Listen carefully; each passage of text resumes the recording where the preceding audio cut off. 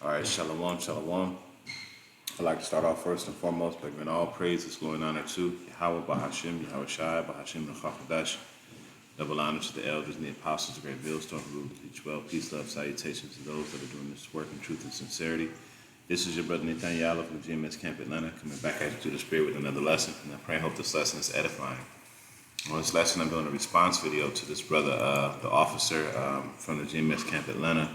The name of his page is GMS Bear Witness of the Light 144. And he goes into you so-called Mexicans are Hebrew Israelites, okay? And we're just going to go over a little bit of, skillfully add to what the brother was talking about, add my little 2 cents. We're going to start off with 2nd Ezra because first and foremost, we want to establish how did the so-called Mexicans get over here? How? Okay? Now, you go into the book of Kings and you read the book of Kings, there was a split between the southern kingdom and the northern kingdom. The southern kingdom being Judah, Benjamin, and Levi, and the northern kingdom being Simeon, Manasseh, Zebulun, Asher, Gad, Naphtali, and so on and so forth. I can't remember them all off the top of my head, but those are the 10 tribes. You can look up the 10 tribes chart, and you can see who the 10 tribes actually are.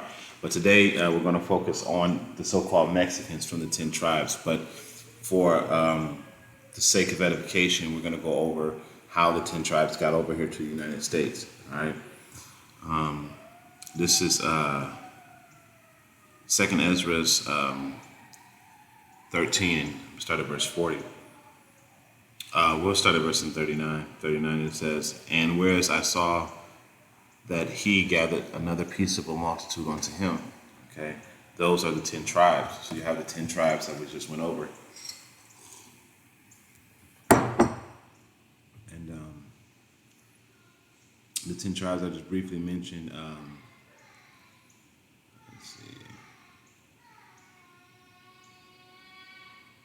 Hey, be quiet and close your door, okay? I'm doing a lesson. It's like you.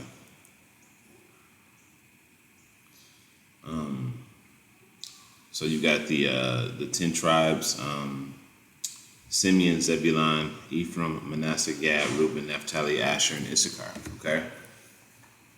And it says those are the 10 tribes who were carried away out of prison, prisoner out of their own land in the time of King Uzziah, the king of Shalmaneser, the king of Assyria, led away captive. And he carried them over the waters, and so came they unto the land. But they took this counsel amongst themselves that they would leave the multitude of the heathen and go forth into a further country where never mankind dwelt, that they may keep their statutes, which they never kept in their own land.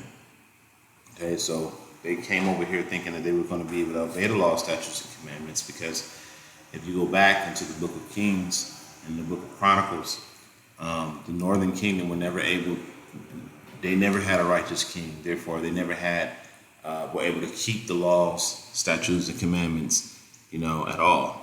All right. And it says, verse 43, "And they entered into the Euphrates by the narrow passage of the river, for the Most High showed them signs in heaven." So the Most High showed them signs, slackish. For the Most High had showed them signs for them. So the Most High was guiding them, showing them how to get here. And he held still the flood till they were overpassed. So he made it to where the waters weren't turbulent as they were coming out of the Euphrates into the ocean. Okay. Now, this is also how Cristobal Colon figured out how to navigate by using the scriptures, how to navigate to certain areas of Africa to get the slaves, to bring them back over here to the Americas. All right.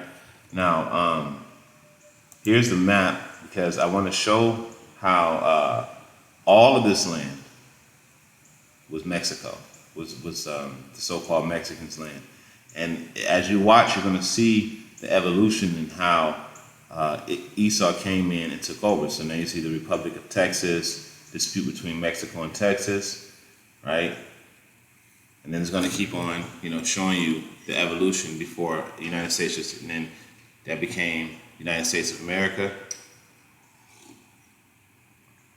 and boom, America took over everything. Okay, by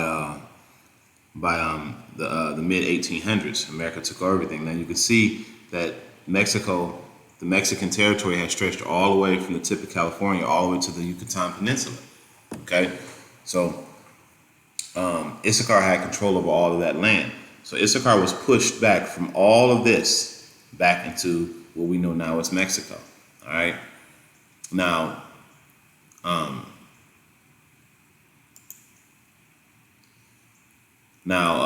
this is Genesis 49 and 14. Issachar is a strong ox crouching down between two burdens, and a strong ass. So like Issachar is a strong ass crouching down between two burdens. And I believe it, there's a brother stated, I looked for it, but I couldn't find a flag that had an ass. I remember seeing one years ago, but an ass is a very hard-working animal, okay? And if you look at Issachar, they're very hard-working people, okay? Very hard-working people. Issachar works. And this leads me to the title, to my purpose for making this response video. It's because Issachar works for dirt cheap, okay? And he gets taken advantage of, but his drive to work, he don't care if he gets paid a lot less than everybody else, as long as he's able to work.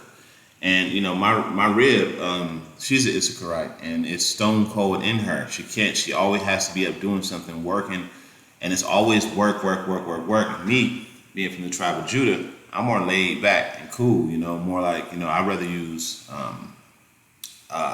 my mental capacities to earn, because you do better off of your mind than you do off of physical labor, understanding how things work. Physical labor has its place, but when you understand how things work and you're able to apply those things, you make a lot more. Now, the other day, my rib was she was driving through Snellville, Georgia. She had noticed in a certain area that they were doing construction on the sidewalk, and they had pulled up a big portion of the sidewalk to redo it. And there was a whole bunch of Issacharites out there. When she said she went out there, it was just a whole bunch of dirt. They had already pulled up all the sidewalks. And an hour or so later, her and I was riding back through that same area, and they were all sitting down, but all of the sidewalks were finished. And it was a bunch of them too. It was a lot. They had already laid and floated the concrete. They smoothed it out, and they were just sitting there, and they were just sitting there chilling. They had everything leveled, and they were sitting there chilling, eating lunch, and they were pretty much done. And you just say to yourself, Issachar does high quality work. How much are they paying him? Because Issachar does do so-called Mexican, he does high quality work. Okay, he will make money. Okay, Issachar will do the work. Now the problem is Issachar is willing to do the work for so much less that it brings the value of the actual work that you're doing down. Now I remember back in the early 90s, late 80s, or early 90s, where you had the big three back in Detroit, Michigan. And I remember my cousin at the time, well, he's still my cousin today, but I remember my cousin, he got a job at General Motors. They started him off at around $21 an hour. That was the starting pay at that time.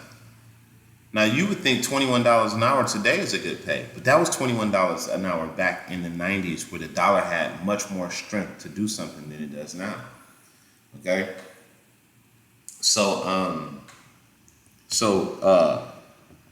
When the Bill Clinton era had came in and all that immigration stuff started to happen, they started letting those immigrants from Mexico come over. It drove the labor force, the price of labor, down considerably. So I remember a few years later, for the same job that my cousin had got hired paying $21 an hour, was only paying $8 an hour. That's a $13 difference.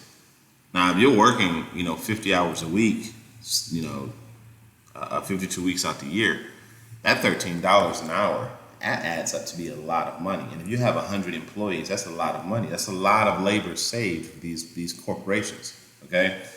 So Issachar is actually driving down the price of labor. So for work that should be getting paid a lot more, now it's a lot less, because Issachar would work for basically cheap, okay? And here's This is Genesis 30:18. It says, and Leah said, Yahweh hath given me an hire, because I have given my maid to my husband, and she called his name Issachar. Now, that Issachar actually means hire, you know. So you see a lot of people, they will rather hire a Mexican than they will hire anybody, any other ethnic group, or, you know, and that's the reason why that is because not only will Issachar do the work very well, but he'll become a guard dog for his master. Oh no, you can't do that way. No, boss will not like it, way. You know, you can't do that. You know, and that's how Issachar is. Not only will he do the labor for cheap, and he'll do high quality work, but he'll become a guard dog, you know, to protect his master. But what that does is that totally destroyed the actual job market, because restaurants that will pay you more, they're not paying you more anymore because Issachar work for dirt cheap, and it's a whole bunch of Issacharites. You know, the auto industry, they're not paying you as much. Construction, they're not paying you as much. I mean, jobs in construction, they used to pay $25, $30 an hour, only paying $14, $15, $16 an hour, because Issachar comes in, and he undercuts everybody, you know, and he bids lower than anybody. And then what they do is they'll hold on one second.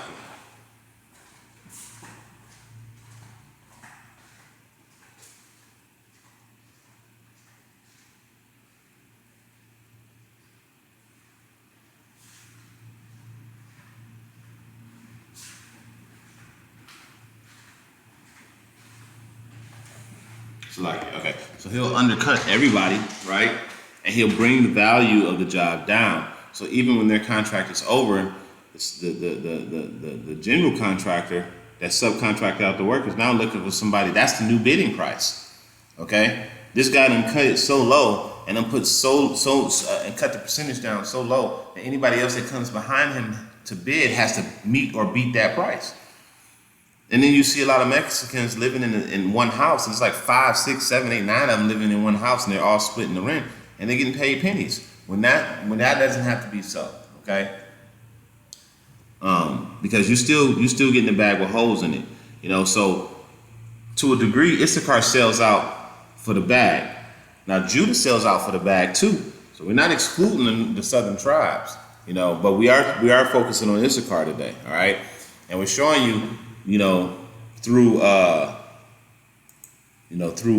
this map and through the scriptures, how they got over here and how their land was taken over and how they became oppressed. All right. This is Jeremiah 50:33. It says, "Thus saith the Lord of hosts, the children of Israel and the children of Judah were oppressed together, and all that took them captives held them fast, and they refused to let them go." All right, and that's true, because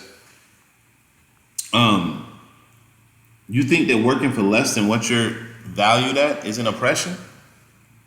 You think that you're just doing the job and getting a wage? You think you're doing better? And that's another thing about Issachar. Issachar looks down on Judah, you know, and all of the other the darker tribes, Judah, Benjamin, and Levi, and he thinks he's better because you know, a master favors you because you're doing all the laborers work, all the tedious work. Bro, you getting robbed just like everybody else is, and that's oppression. Okay, you ain't got no representation in the UN.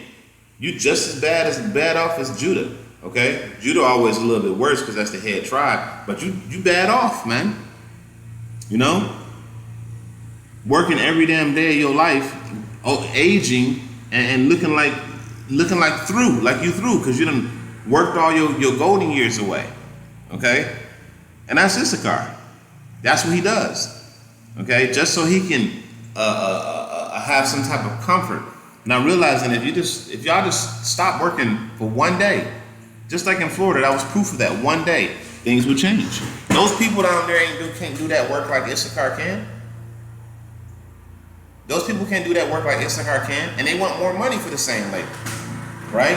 And the farmers have gotten so used to giving out cheap labor that they can't afford to pay. You see?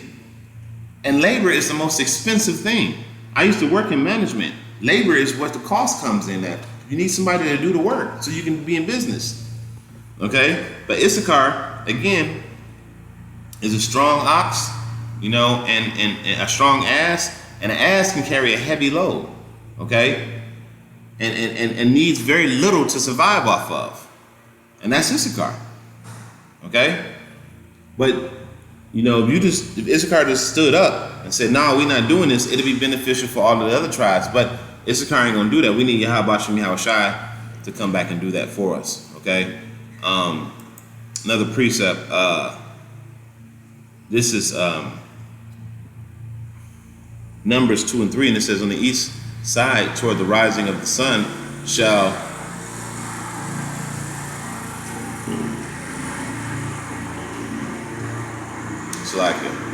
they would want to cut the grass right now." It says, "On the east side, toward the rising of the sun, shall of the standard of the camp of Judah pitch throughout their armies, and Dishan the son of Amminadab shall be the captain over the children of Judah, and the host and his host, and those that were numbered of them were 14,006, and those that pitched next unto him shall be the tribe of Issachar." Now I want to stop right there, because when you look at the dynamics of the world today, where is Issachar mostly entangled next to? Next to Judah. Everywhere you go, when you see Issachar in America, you see Judah. Not too far. They lumped up in the same ghettos. But then Issachar has this hatred toward Judah. You know? But brother, you're in the same situation. What do you mean? You hate the so-called black man, but you're in the same situation. The same enemy is pointing a gun at you. The same enemy is poisoning your food. The same enemy is turning your women against you. The same enemy is poisoning your water. It's poisoning your children. The same enemy. So you're gonna have hatred. You're gonna fall into the mind that you need to hate your brother, which is the so-called black man, not realizing that the so-called white man, he knows who you are. Well, the elites do, and you don't know who you are, and you fall into the trap that separates the brothers of the nation of Israel. But Yahweh Shem Yahushai gonna put an end to that. Okay.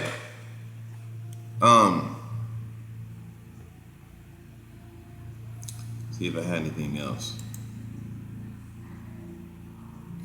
But yeah, you know, that was pretty much it, you know, for the lesson. Just, you know, Issachar, just following up with the brother's lesson, that Issachar is a strong ox, a strong ass. I don't know why I keep saying ox, but a strong ass, and he'll work for nothing, you know, which shows that you're still under the curses, you know, you're still under the curses. And you are under the curses of Deuteronomy, the 28th chapter, man. You know, yeah, hey, it ain't as bad for you as it is for the Negro, but it's still bad for you, man. All right, you still being taken advantage of. You're still being robbed. You're still working for pennies on a dollar.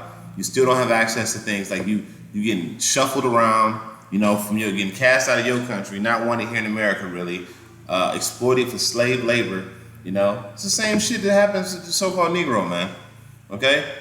So don't be so quick to sit there and say, to look down on your brother, man, and act like you ain't one of the children of Israel that's being oppressed just like the rest of us are, man. So with that, I pray this is an edifying lesson. I'm going to go ahead and end it off here. And all praise and honor to Yahweh, Shem Yahushai, Shem Kadesh. Double honors to the elder and the apostle, Remil, son, to the next time, like him, I say shalom.